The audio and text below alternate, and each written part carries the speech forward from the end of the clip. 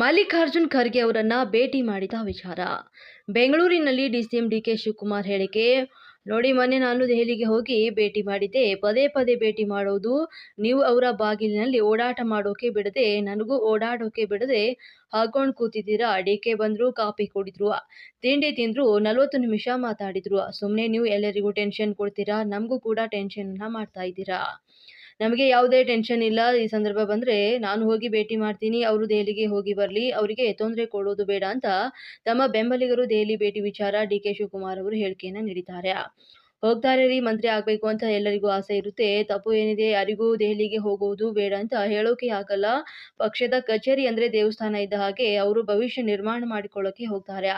ತಪ್ಪು ಏನಿದೆ ಅಂತ ಪ್ರಶ್ನೆ ಮಾಡಿದರು. ತಮ್ಮ ಬೆಂಬಲಿಗರು ದೆಹಲಿಗೆ ಭೇಟಿ ವಿಚಾರ ಅವರು ಸ್ಪಷ್ಟನೆ ನೀಡಿದ್ದಾರೆ. ಡಿಕೆ ಶಿವಕುಮಾರ್ ಹೇಳಿಕೆ. ಹೋಗ್ತಾರೆ ರೀ, ಮಂತ್ರಿ ಆಗಬೇಕು ಅಂತ ಎಲ್ಲರಿಗೂ ಕೂಡ ಆಸೆ ಇರುತ್ತೆ ಅಂತ ಹೇಳಿದರು. ಶಿಸ್ತು ಉಲ್ಲಂಘನೆ ವಿಚಾರ ಡಿಸಿಎಂ ಡಿಕೆ ಹೇಳಿಕೆ. ಯಾರಾದರೂ ಪಕ್ಷದ ವಿರುದ್ಧ ಹೇಳಿಕೆ ಕೊಟ್ಟು ಗುಂಪುಗಳು ಮಾಡಿ ಡಿನ್ನರ್ಗಳು ಮಾಡಿ ಆ ಥರ ಬಂದರೆ ಪಾರ್ಟಿ ವಿರುದ್ಧ ಹೋದರೆ ಬರುತ್ತೆ. ಸಚಿವ ಸಂಪುಟ ಪುನರ್ರಚನೆ ಮಾಡ್ತಾರೆ ಅಂತ ಹೋಗಿದ್ದಾರೆ.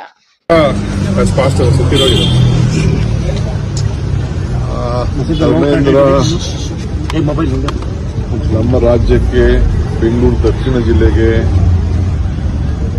ರಾಮನಗರಕ್ಕೆ ರಾಮನಗರದ ಬೆಟ್ಟಗುಡ್ಡಗಳಿಗೆ ಒಂದು ವಿಶೇಷವಾದಂಥ ಗೌರವ, ಹೆಸರು, ಅಭಿಮಾನ ಶಿವನೇ ಚಿತ್ರಮಂದಿರದಲ್ಲಿ ತಂದುಕೊಟ್ಟದ್ದು ನಮಗೆಲ್ಲ ಕೂಡ ಇನ್ನಪಡ ತ್ಯಾಗ, ಹೋರಾಟ ಎಲ್ಲ ಕೂಡ ಹಚ್ಚಿದೆ.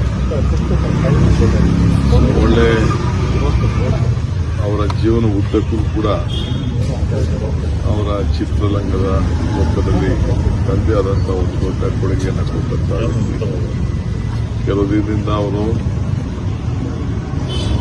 ಹೇಳ್ತಾ ಇದ್ರು.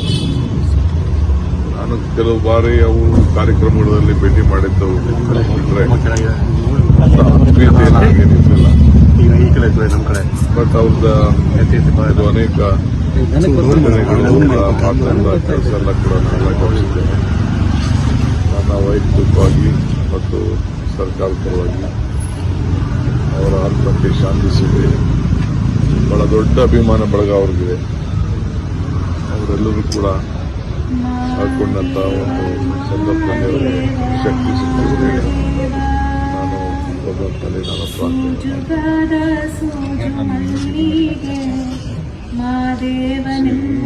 ಮೊನ್ನೆ ತಾನೇ ಡೆಲ್ಲಿಗೆ ಹೋಗಿ ಭೇಟಿ ಮಾಡ್ತಾರೆ.